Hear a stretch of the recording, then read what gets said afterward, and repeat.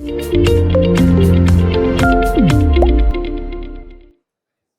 right, I'd like to introduce our two speakers here. Um, this is for Bitcoin 2.0 with Elizabeth Stark, CEO of Lightning Labs, and Luis Hunt from Liquid AI. I'll hand it off. Thank you.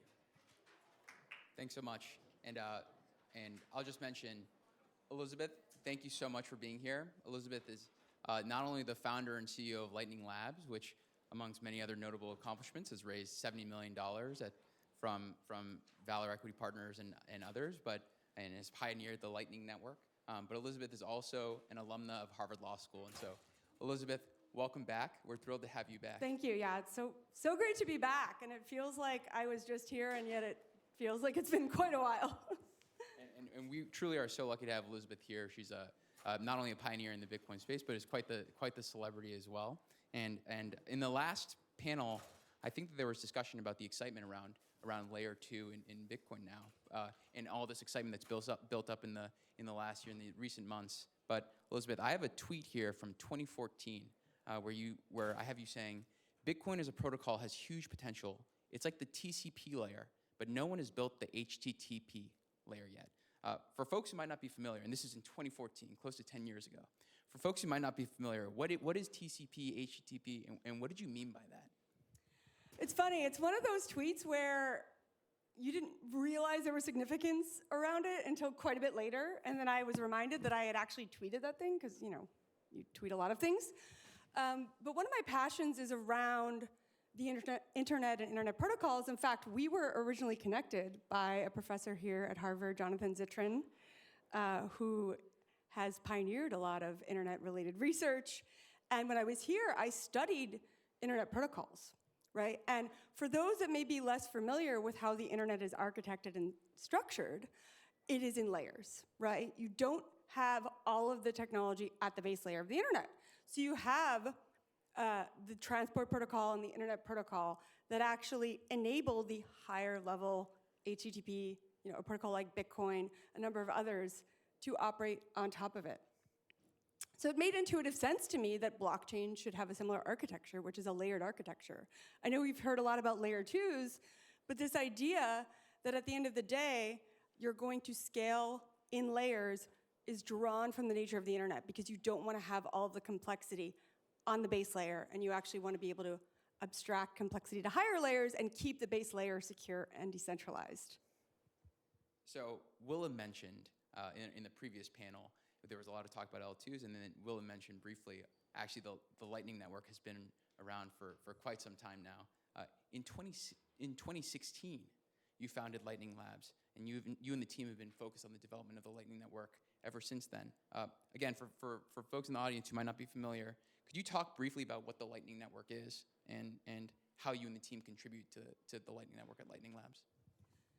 Sure. So one of my passions had always been about open, decentralized internet technology. And when I first learned about Bitcoin, I thought of it as open source money.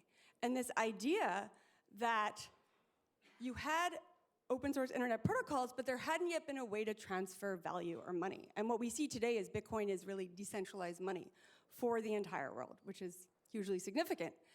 And Bitcoin at the base layer is highly decentralized, but there are trade-offs, right? And folks in the room may well know you have 5 to 10 transactions per second on Bitcoin. You have 10-minute block times on the base layer of Bitcoin, and you have a fee market where fees can spike, depending upon if there's a lot of demand. We've seen that happen quite a bit lately. And it can go up and down. So for me, I wanted to build a protocol and a technology to enable internet-native digital money on top of Bitcoin, because it's the most decentralized money. It is this open, interoperable protocol. And I had gotten involved early on. I was hanging out at a lot of the developer meetups in the Bay Area back when there were a lot of crypto developers and Bitcoin developers around there. And I learned about this idea of building a second layer on top of Bitcoin using a technology called payment channels, where you would have distributed nodes that would be able to transact with each other and then eventually use the Bitcoin as its security layer, and you could always withdraw back to Bitcoin, but you don't have to transact all on Bitcoin on the base layer. So with the Lightning Network, which is this open protocol, I decided I wanted to pursue building this because I believed in Bitcoin's potential to be this global interoperable internet money. And one needed to do it in a layered architecture, but importantly, in a decentralized manner, keeping the values of Bitcoin. So the way the Lightning works is, on-chain, on Bitcoin, you have global consensus. All the nodes know about every transaction that ever occurred, and they all agree with each other. Now, that's great for security, but what about scalability? That becomes incredibly inefficient, especially if I'm paying, $5 worth of Bitcoin, $2, $10. The whole world of nodes cannot know about all of those because it will never scale. So with Lightning, you're able to open what's called a channel, and really your software is just doing this. Get on the second layer for Bitcoin, and then transact with anybody on the network through routes. And for those that are familiar with the internet and the way that it operates, if you're familiar with packets on the internet, well, you can route payments as packets on Lightning and get to the end destination. And importantly, you don't have to trust the people that you're transacting with. It's using smart contracts in Bitcoin. People think, oh, well, does Bitcoin have smart contracts even on its base layer? Yes, Lightning uses them. It's a different style than maybe what you've heard about with other chains and other technologies. And you don't have to trust the people you're transacting with, and you can always go back to the security of the base layer if need be. And yeah, there's a lot has happened in the world of building layer 2s on Lightning, with Lightning, and I'm sure we'll get to some of the progress we've made as well. And of course, if you're building the layer on top of Bitcoin, you're going to attract the attention of folks from the highest levels of finance all around the world. And I know, Elizabeth, you're very, very humble, but you're having all those conversations all the time. But at the same time, in terms of where adoption of the Lightning Network is most prominent and most urgent, and the adoption that you care about most, what is driving the adoption of the Lightning Network around the world? And what are some of those key use cases that you and the team are seeing each day? So a lot of adoption today is globally and internationally, particularly in emerging markets, and this is something that I'm deeply passionate about. I don't know if people here follow what's going on, say, in the macro space, in emerging markets, or geopolitically, but there are many places globally where you have hyperinflation, where people's currency is consistently devalued, where people lose their life savings because of, say, a government's monetary policy, right? And the way that I like to think about it is, why should it be that if I'm born in the US and we have a relatively okay monetary policy, although things haven't been so great lately, but comparatively, or if I live in Turkey or Egypt or Venezuela, Lebanon, Argentina, I don't have that ability, or well, didn't. And it shouldn't be that somebody's ability to maintain their life savings or net worth is dependent upon what a government, monetary policy is.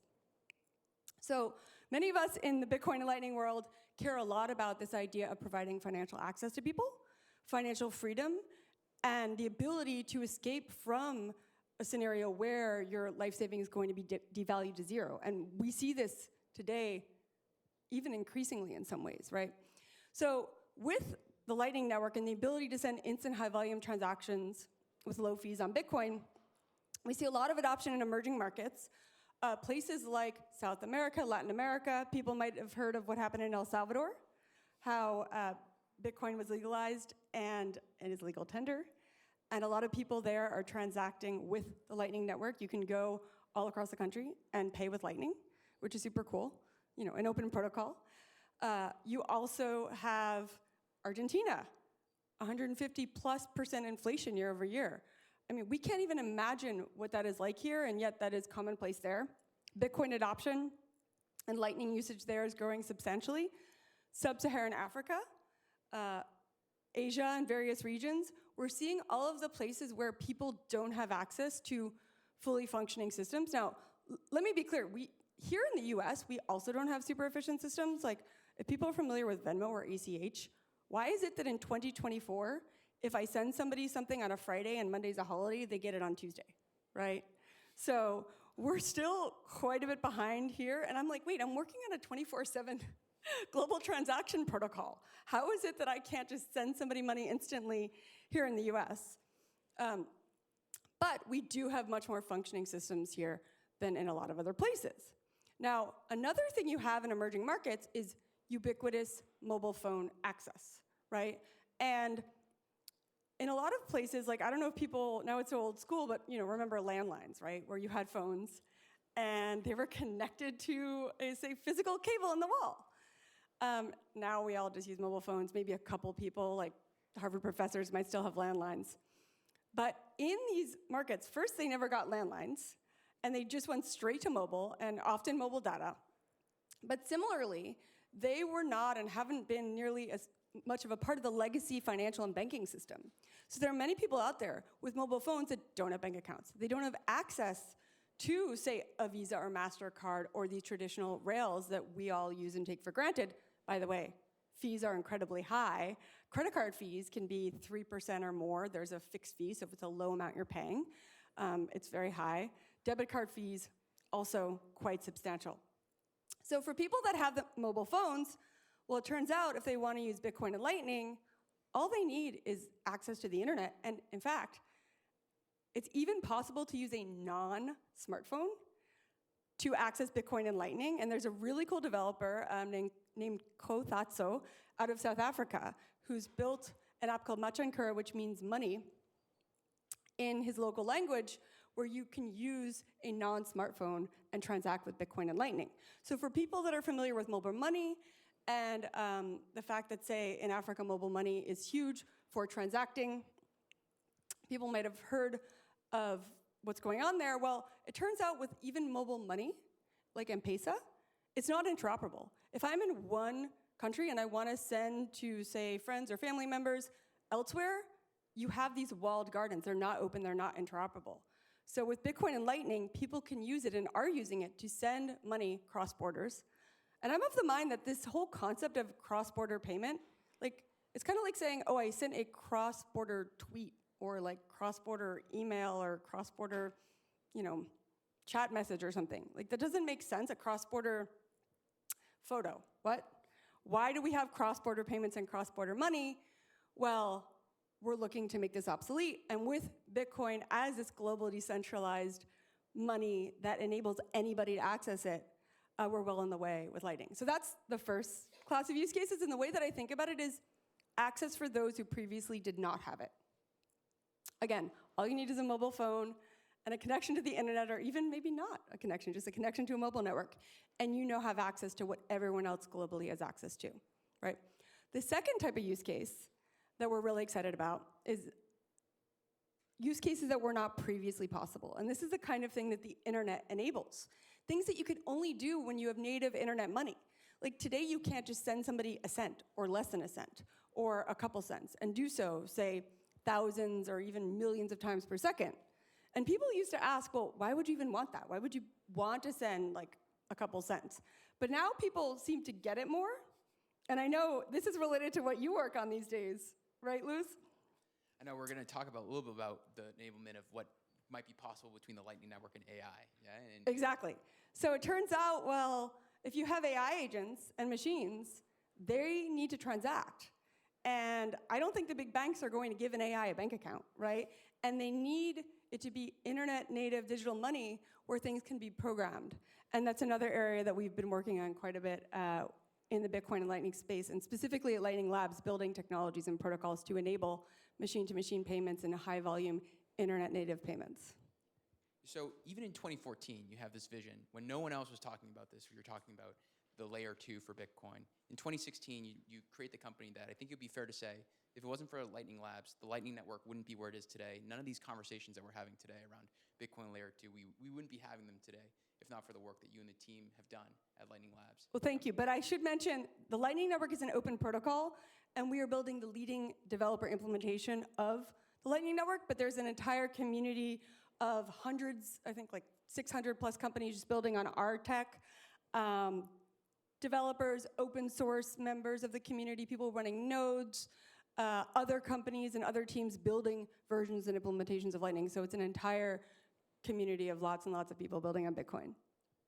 I just think that your ability to provide a glimpse into the future is really striking. And so where we are today, 10 years after that tweet, how close are we to achieving your full vision of what's possible with the Lightning Network and with Lightning? By the way, that's kind of scary. Like, time doesn't even make sense anymore. I don't know, like, what is 10 years, right? I mean, Bitcoin just had its 15th anniversary. I was thinking about that earlier today, in terms of the first block, the Genesis block of Bitcoin, 3rd January 2009. And on the one hand, it seems like, oh wow, that's so long ago. But on the other hand, if you look at, say, the evolution of technologies like the internet, the internet officially started in 1969 with the ARPANET. It also has not been that long, and there's been so much progress and so much that has happened since then. So is the question, what are we doing for the next 10 years, or? Well, recently you, for example, mentioned that, hey, we're starting to enter into the Bitcoin renaissance. I think I saw that. Yeah, it's funny. I actually coined that in a talk I gave about a year ago, and then now it's become a whole thing that a lot of people are talking about with, say, ordinals and so on. But yes, we believe there has been a substantial renaissance back to Bitcoin and new ideas and enlightenment, energy around Bitcoin, excitement.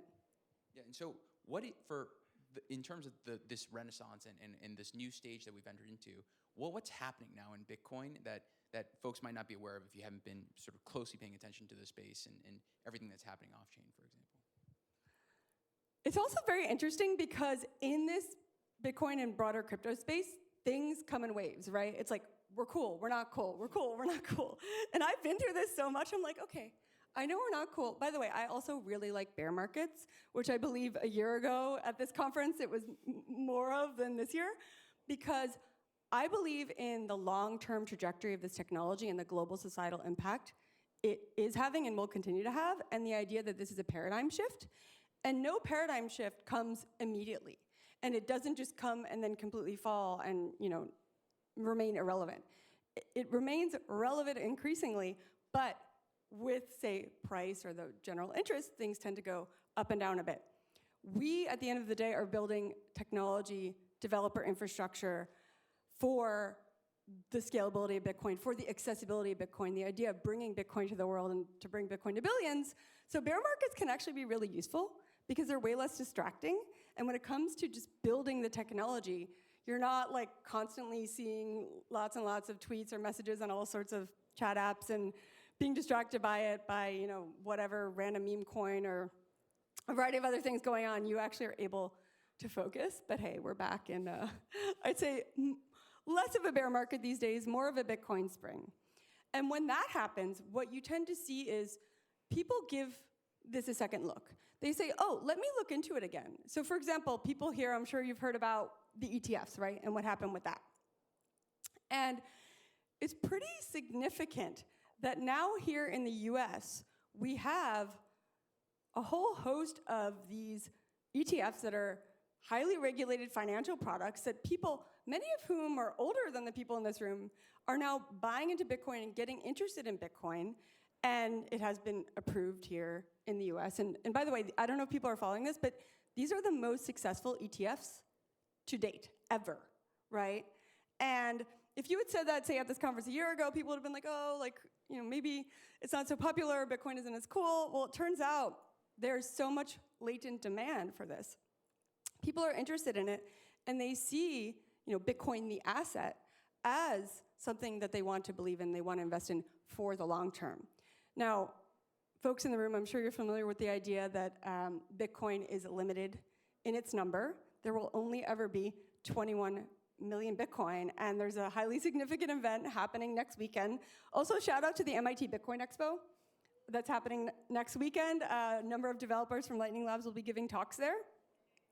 Having special, I'm gonna see if I can make it back up here, but this is highly significant in the Bitcoin world because every time we see a halving that brings momentum, that brings excitement. In fact, the ETFs happened a bit before the halving, which was almost like off kilter a little bit because usually it's the halving that brings more interest and people get excited and the price usually runs up and then developers start building more applications. And now we had this kind of few months prior to the halving price spike, all-time high. And I believe things are going to get even crazier later this year. And I'm bracing myself. But again, we're focused on building the long-term core technology to impact people's lives. And another thing in the Bitcoin community that we see that people are incredibly passionate about is the idea of bringing financial freedom to the world. And the idea of solving real problems for real people. Like, there are a lot of very cool and interesting technologies people are working on. There are also things that, frankly, are not, say, so impactful or maybe just like flat out scams. There's quite a bit of that in this world.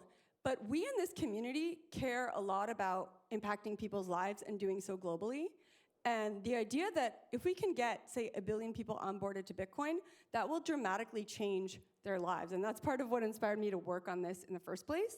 And we're seeing more and more people learn about it, get interested, and get involved. And with the coming halving, and who knows what'll happen later this year, but I have a feeling it's not gonna be boring. And when you're in this world, there's always gonna be some drama.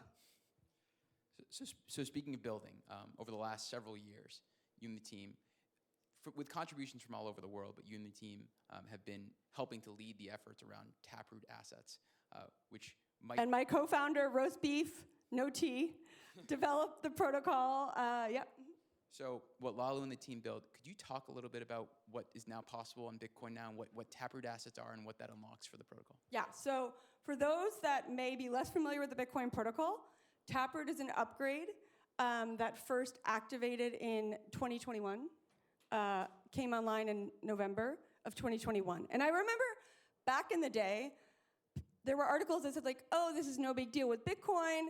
And for those that don't follow the protocol as much, what Taproot did was it added additional contracting functionality to Bitcoin. It also added greater privacy benefits to Bitcoin. Now, some people might well know Bitcoin is intentionally not Turing complete on the base layer. This is for security reasons and because Satoshi wanted to maintain a high degree of security. Now, there are a lot of other people building computation layers on top of Bitcoin, especially these days, but at its base layer, it is intentionally not Turing complete. And the philosophy of Bitcoin development and of core developers is instead of something like move fast and break things, especially because Bitcoin is the most liquid cryptocurrency, it's the most secure blockchain, it has the most hash power backing it up, it's to be more cautious, really proceed cautiously and build a secure base layer. But we also can improve and upgrade it. So we had this Taproot upgrade, and people were like, how is this a big deal? Is anything actually gonna happen? And then it turns out there were a lot of things that came out of the Taproot upgrade. So one of them is the protocol we've been developing called Taproot Assets. I'm sure folks have heard about Ordinal's inscriptions. There was a session on that. That also uses Taproot. So what we're building is a protocol for scalable assets on Bitcoin and Lightning, right? So people, I'm sure you guys have all heard about stablecoins. Today, we've got, I believe it's $107 billion on USDT, Tether, 32 on USDC. Those are the two largest stablecoins. And why do people want stablecoins globally, right? Sure, I mean, they're living in potentially hyperinflationary environments. People want to be able to transact. The US dollar is the global reserve currency, although I believe Bitcoin is giving it a run for its money and will continue to do so, but Bitcoin is limited in nature. The dollar is seen as, the stable asset. If you look at stablecoin volumes, by the way, it's wild. They rival Visa, which is a massive transaction network. It's in the trillions of dollars annually last year, right? So today we see stablecoins on a variety of other blockchains and platforms. It makes intuitive and perfect sense for stablecoins to operate on Bitcoin, the most secure blockchain. And also, people want to be able to pay low fees, and fees on other networks are quite high. So we announced a protocol called Taproot Assets, which enables multi-asset Bitcoin and Lightning, where people can issue assets. It has both fungible and then collectible assets. We at Lightning Labs are focused on the payment side and the financialization side, and specifically the stablecoin side, because we hear such great demand from people all around the world that want to be able to transact in stablecoins, and they want to do it cheaply, globally, instantly, and scalably, right? So we actually had a release last fall of the initial alpha of this protocol. That one has the mainnet on-chain part. So you can mint and send and receive assets on-chain as an alpha, but I can't promise exactly when, but we are working very hard on the next release for Lightning to enable people to then, when stablecoins and other assets are issued, to transact over the Lightning Network, which can enable incredible speed, super low fees, and high scalability, much greater than, say, like credit card networks of today, with fees that are a fraction of a cost. So talk about creating this internet native digital money that can be programmable. We're building that out with multi-asset Bitcoin and Lightning and Taproot assets. And on the theme of bringing financial access to the world, doing it in an open, interoperable way with decentralized technology, that is our goal in building out this protocol. And also people, stablecoin users today, I mean, there are many of them and there's a huge amount of volume, but we believe some of them are going to get more interested in Bitcoin. And this is a way to onboard them to Bitcoin, especially with the trillions of dollars that they're sending annually. And for those that have a mobile phone but don't have access to, say, a Visa, MasterCard, or the legacy financial network. So there's a lot of potential here to bring trillions of dollars of value and transaction to Bitcoin. And we're on our way to shipping, and the devs are hard at work at building out this protocol. Oh, and importantly, unlike some other asset protocols, and even asset protocols on Bitcoin, say like a BRC-20, this is highly scalable, and it does not clog up the blockchain. The way that it has been developed is using the Taproot upgrade and benefits of having, say, off-chain data and client-side data such that you don't have to put everything on the blockchain, which then takes up a lot of space and then results in high fees and can have substantial congestion. This protocol is designed to scale globally and to enable lots of people to use it. Elizabeth, a final question for you. You're back at Harvard. You have folks in the audience who I'm sure look up to you, similar to how I do, in being an incredible founder and builder in the space. Any advice for folks that are sitting in the audience today who might be a student, might be thinking about building in the space, and any sort of how to navigate the ups and downs of starting a company with a long-term view like you have? Yeah, being a startup founder is not a 9-to-5 job, right? It is a 24/7 job, kind of like, say, the crypto markets. But the ability to do something that you really love, that you're really passionate about, and to build this long-term movement is priceless. And my advice to folks is, there might be this certain set of things that people say you should do, or society says you should do, or your parents or your family or whatever. And to pursue something that you really care about and that you're really passionate about, that has long-term value, if that's what you want to do, I wouldn't trade it for anything. And part of why I work on what I work on is, look, you have, say, gambling and meme coins and every kind of fad of the week. I want to build something where 10, 20 years from now, people are going to look back on this and say, this changed the world. And not, this kind of cliche thing, like, no, this actually was a new paradigm and had a global impact on the world. And so many people, billions of people in the world are better off because this thing existed. And I would encourage people to, look, I don't know what you guys are passionate about, and it might be very different things, but don't just do something or build something because you think you should do it or just because it's like the next fad. Build in something you have long-term conviction in, and I have long-term conviction in what we're doing and what we're building. And there will be ups and downs, by the way. Like, as a founder, like, how many people say no to you? How many people, say, oh, this thing will never work, or like some Twitter army goes after you and then says, like, everything is broken and everything is wrong with what you're building. Like, we've had all of that and more. And the ability to both have that long-term conviction and to persevere has been part of the journey. And like I said, like, I love what we do. I love our community. Being able to build with people globally.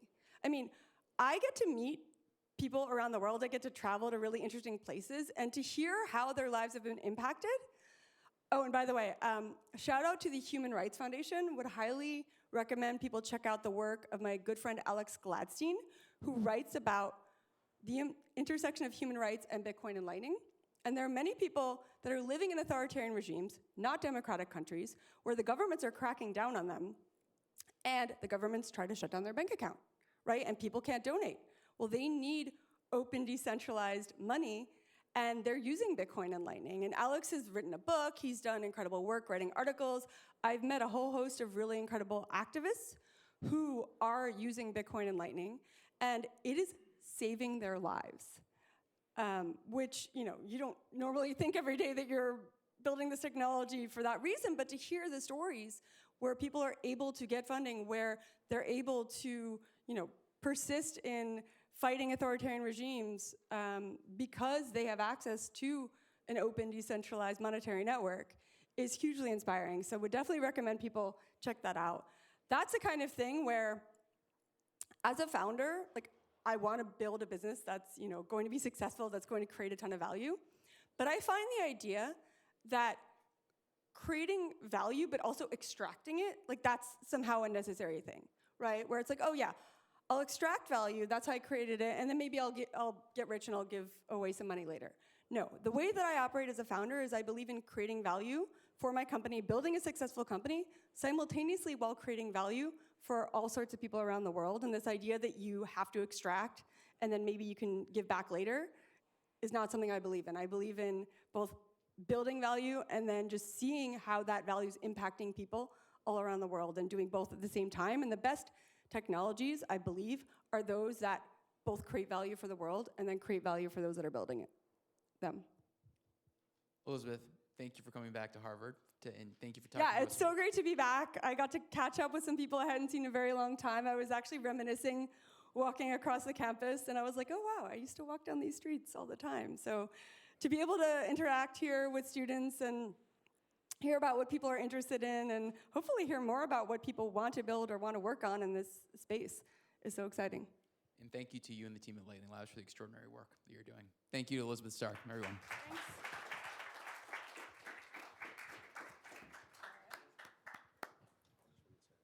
Thank you so much, speakers. We have room 107, 108, and 109 reserved for a 15-minute Q&A after this session. So if you guys, Elizabeth and Louis, if you guys want to head over there to